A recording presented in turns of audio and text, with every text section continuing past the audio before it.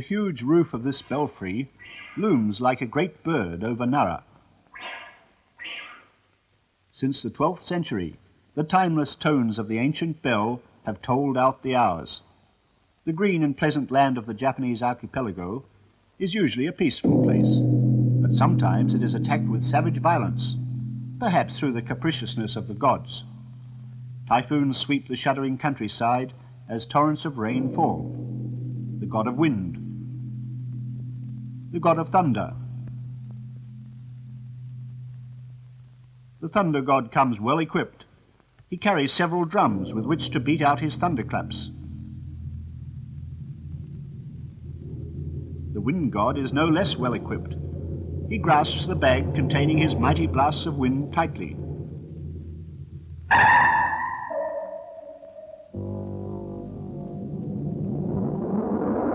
In general, Japan has a heavy rainfall and a high level of humidity. In autumn, typhoons invariably hit the country. In fact, the Japanese climate may well have stirred the ancient inhabitants of this ageless land to conjure up the images of these gods in their minds.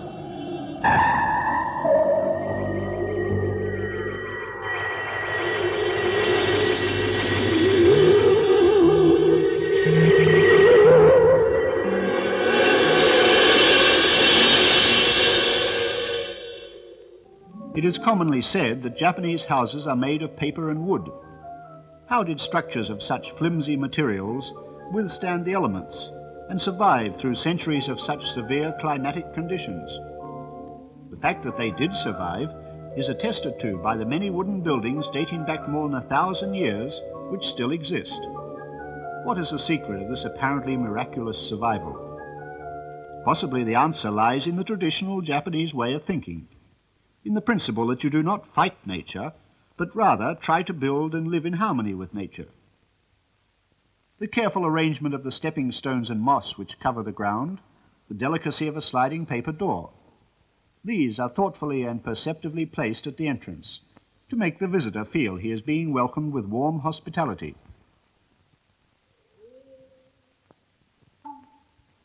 Because of Japan's high humidity and hot summer temperatures, ventilation has always been an important factor in Japanese architecture. When the sliding paper door is opened, the interior and the exterior of the building are amalgamated into one large space. The garden then becomes part of the building itself. Combinations of horizontal and vertical lines like those in this simple structure are regarded as being particularly graceful by the Japanese. Let's look at several examples of traditional Japanese architecture. This is the oldest and simplest of Japanese building patterns. It employs the pilotis principle of construction. The pillars rise directly from the earth.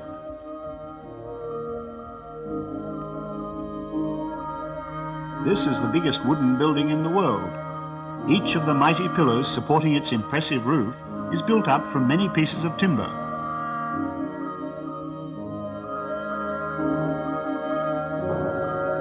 This is the kondo, the golden hall of the great Horyuji temple.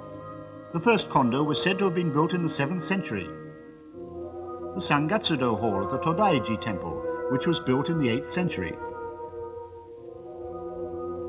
The Toshodaiji temple, an example of the temple architecture of the Tempyo period during the 8th century.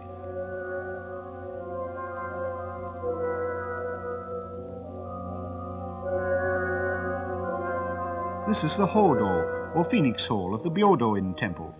It was built in the 10th century, during the later part of the Heian period, and its symmetrical form is quite unique in Japan.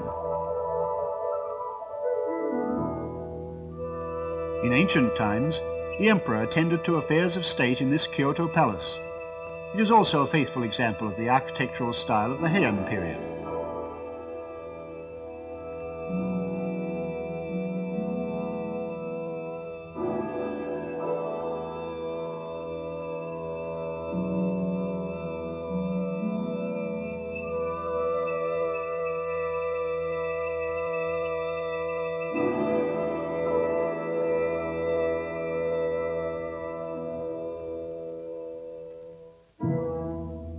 Perhaps no feature of Japanese architecture is more striking than the roof. The pillars which support the roof also contribute to the creation of architectural beauty. Unlike buildings constructed from bricks or stonework, the supporting pillars in Japanese wooden buildings are fully exposed, even after the building is completed. The pillars supporting the Nandaimon, or South Great Gate, of the Todaiji Temple. The eaves are supported by wooden brackets set horizontally into the pillars. The compound of the Tofukuji Temple in Kyoto.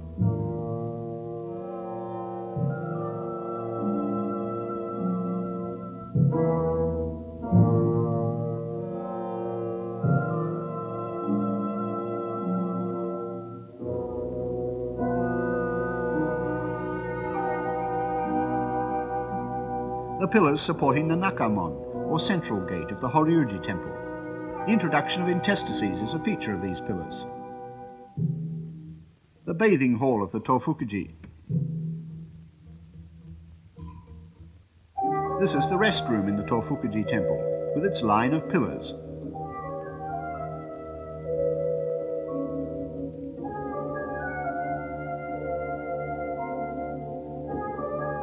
Here we see how the pillars in the Sanju Sangendo Hall have been constructed. Priests' living quarters in the Toshodaiji Temple. The pillars of the main dining hall in the Horyuji Temple.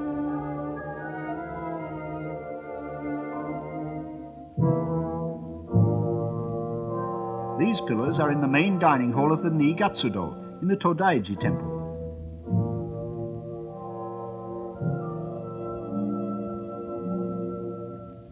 Pillars lining a corridor in the Kyoto Palace.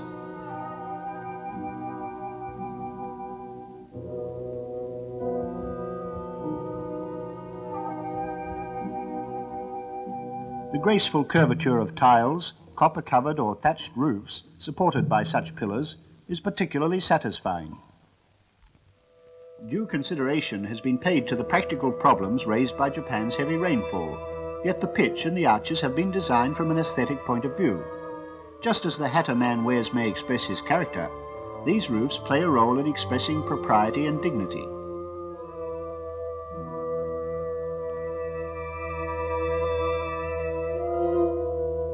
This roof has a much longer slope on one side than it has on the other.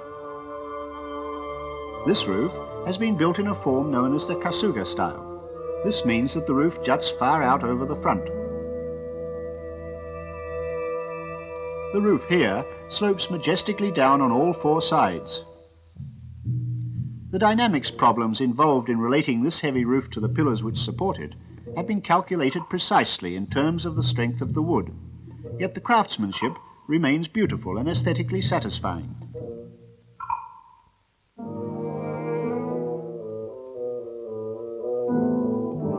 These are funa hijiki, or brackets, which are fitted to the tops of pillars to support the rafters directly. The bigger the roof is, the greater the number of brackets per pillar. Brackets with cloud patterns carved on them.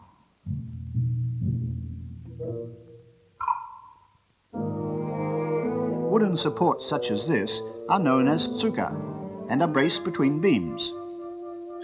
Tsuka started off as plain structural members, but gradually ornamentation was added, and the design eventually took the form of frogs. This pattern is known as kairumata, or frog legs. Later, the kairumata became more gorgeous, but by that time they had lost their structural function.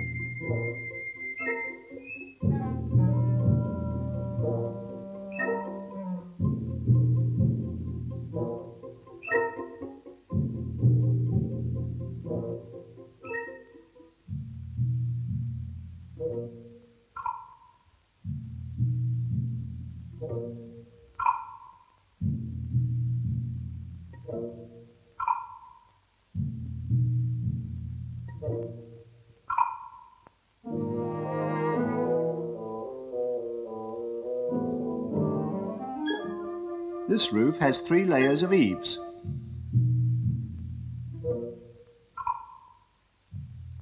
This ornamentation is in the eaves. The paintings represent Hosoge, which is said to be the flower that blooms in paradise.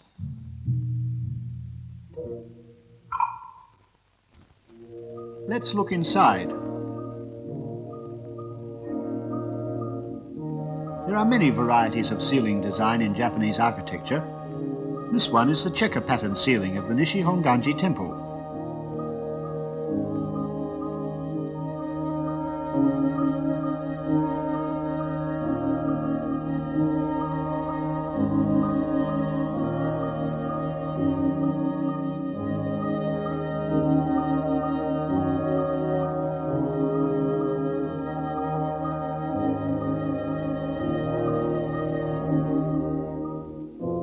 This ceiling is made up of miscanthus and bamboo. Some ceilings are gorgeously designed, while others are very simply treated, with plain sheets of wood, bamboo or vegetable materials. All of them, however, are treated with exceptional skill. They are beautiful, yet unostentatious, and are well suited to the problem of obtaining sufficient ventilation in such a humid climate. Like most Japanese rooms, this one has a tokonoma, or alcove. Left bare, the tokonoma is merely an insignificant open space. When adorned with a flower arrangement or a picture scroll, however, it is immediately transformed into the dominating feature of the room.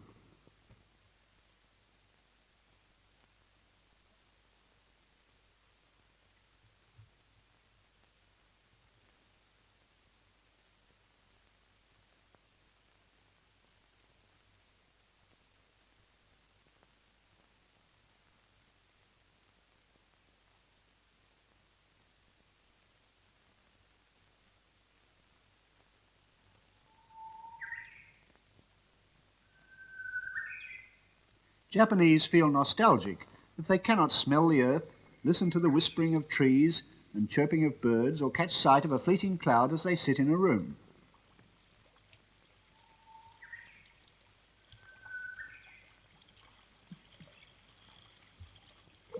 Essentially, the Japanese dwelling cannot be separated from nature.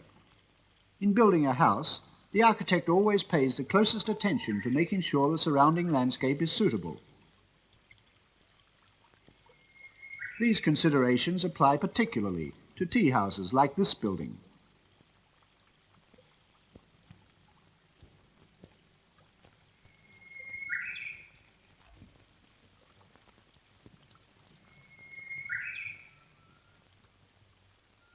This is a simple kitchen designed for the special needs of a tea house.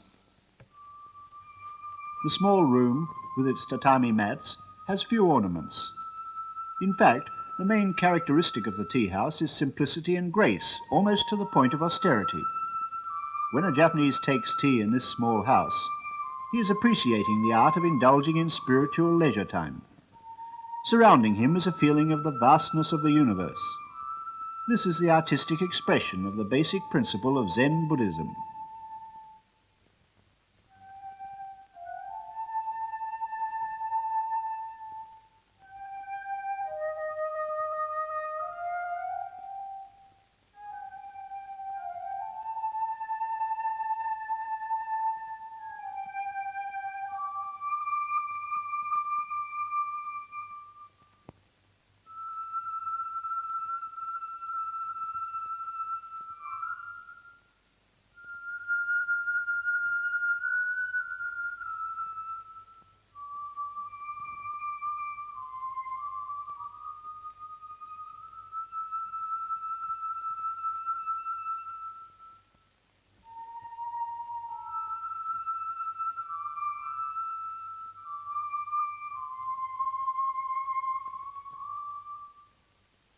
He mingles with the natural surroundings just beyond the sliding paper door, sees the wonder of nature in his mind's eye, and hears nature's song in his mind's ear. Such principles have brought about the creation of unique gardens. This one in the Ryoanji temple, for example, consists merely of carefully swept white sand in which a few rocks are set. It symbolizes islands washed by rough waves.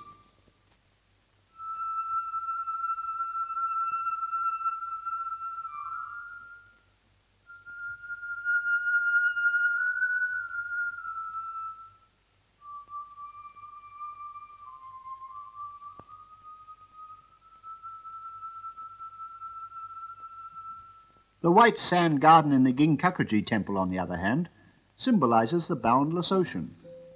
At night, the moonbeams reflected on this subtle white surface open the gate to fantastic dreams.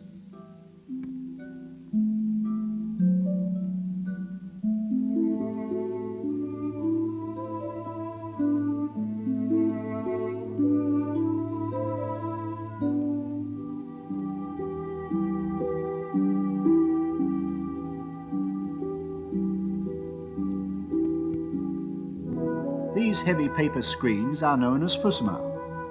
Like shoji or translucent paper sliding screens, they are not only ornamental, but also serve to partition off the rooms into various sections as desired. When the fusuma are wide open, 2 or 3 individual rooms become one large room. If both the fusuma and the shoji are opened, all nature flows into the large room with the soft breeze itself.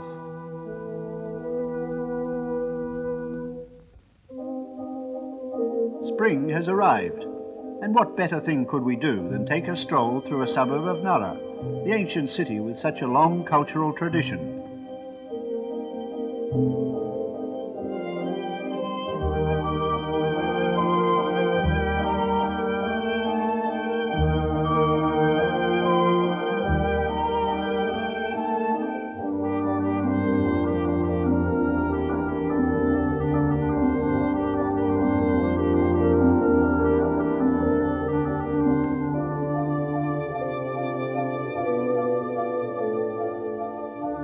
The farmhouses, with their characteristic roofs, have an appeal of their own, quite different from that of temple or court architecture. The construction of these tiled and thatched roofs shows skilled craftsmanship.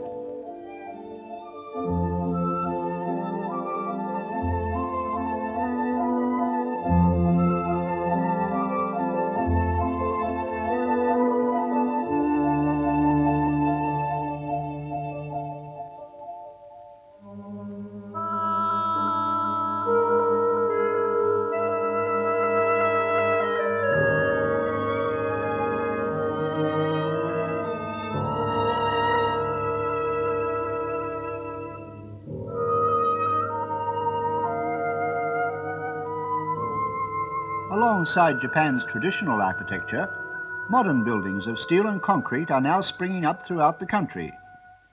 Their forms and their functions are new, but even the most modern building often conveys at least a touch of the old tradition. Behind the modern emphasis on the vertical and the horizontal lies the mind and thinking of the ancient Japanese.